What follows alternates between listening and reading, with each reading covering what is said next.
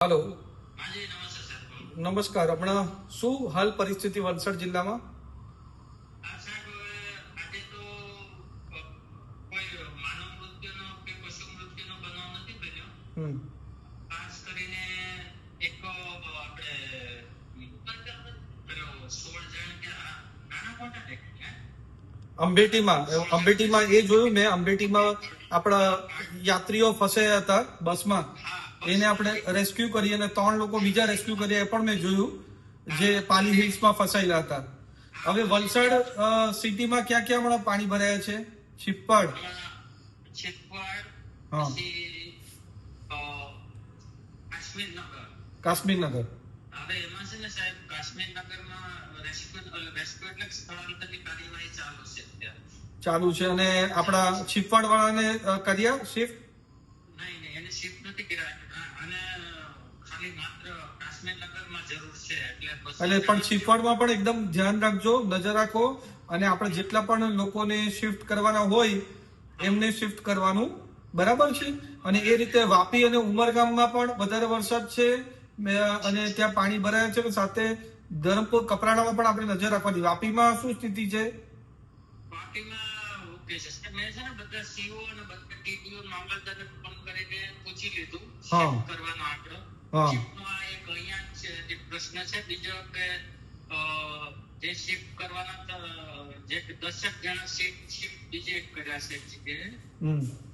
અને રેસ્ક્યુમાં તો આ એક બનાવ બન્યો તો ધરમપુરમાં ગાડી તણાઈ ગઈ કે સુરતનો માણસ હતો કોઈ, એટલે એ માણસ તો નીકળી ગયો બહાર અને ગાડી એની તણાઈ ગઈ છે. હા, તે એ પણ જોયું છે.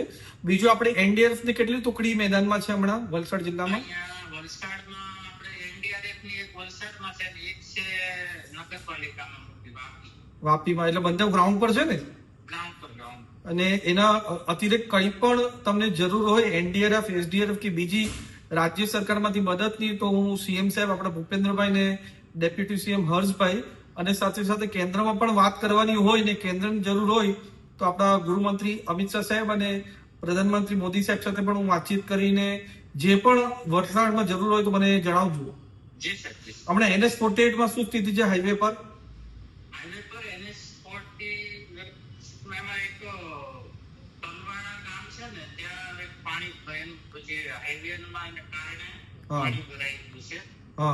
નેશનલ હાઈવે વાળા સાથે વાત કરી તો નેશનલ હાઈવે વાળાએ કીધું કે એક ગ્રામ પંચાયત વાળાએ થોડું એના નાળા જે ગટર લાઈન છે એને પહોળી કરવી પડે. હું નેશનલ હાઈવે ના જે પીડી છે પ્રોજેક્ટ ડિરેક્ટર અને આરઓ સાથે પણ હું વાતચીત કરી લઉં છું. એ રીતે છે ને જે આપણો NH-56 છે ધરમપુર કપરાડા પાડી વાપી વાળો, એની પર બી ધ્યાન રાખજો. રસ્તા કેટલા બંધ થયા છે હમણાં જિલ્લાના?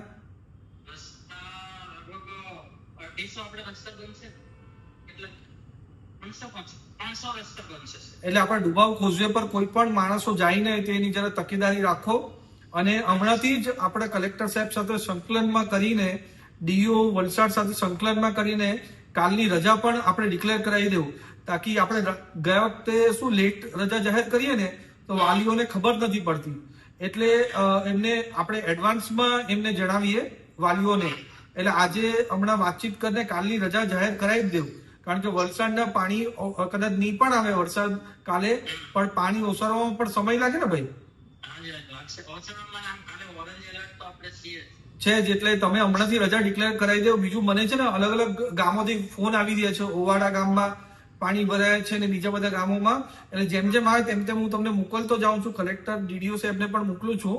એટલે તમે આ આપણા લોકોને કોઈ પણ જાતની બીજું અસુવિધા ના થાય એ ધ્યાન રાખજો. ને કંઈ પણ જરૂર હોય રાજ્ય સરકાર કે કેન્દ્ર સરકાર તો મને જણાવો. હા, મારી સાથે સતત સંકલનમાં રહેજો.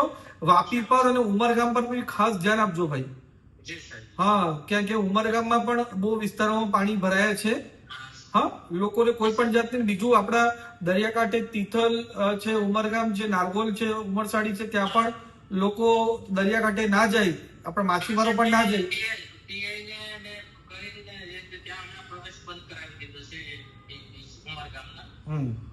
એટલે બીજા જે કઈ છે ને દર કલાકે રિવ્યુ લઉં છું કે જ્યાં શિફ્ટ કરવાનું હોય તાત્કાલિક શિફ્ટ કરી દો. જે માનો કે હાઈવે નું છે એક્સેપ્ટ જરા કે હું હમણાં હાઈવેના અધિકારી સાથે તરત જ વાતચીત કરી લઉં છું. કારણ કે મારી વાત થઈ ને ગામ લોકોએ રજૂઆત કરી તો મેં કીધું જેમ કે મને એક્ઝેક્ટ લોકેશન મોકલાવો, એ હું વાત કરી લઉં છું ને મને બધું જ ઇન્ફોર્મેશન આપતા રહ્યો ને જ્યાં જ્યાં મારી મદદની જરૂર હોય મને જણાવો.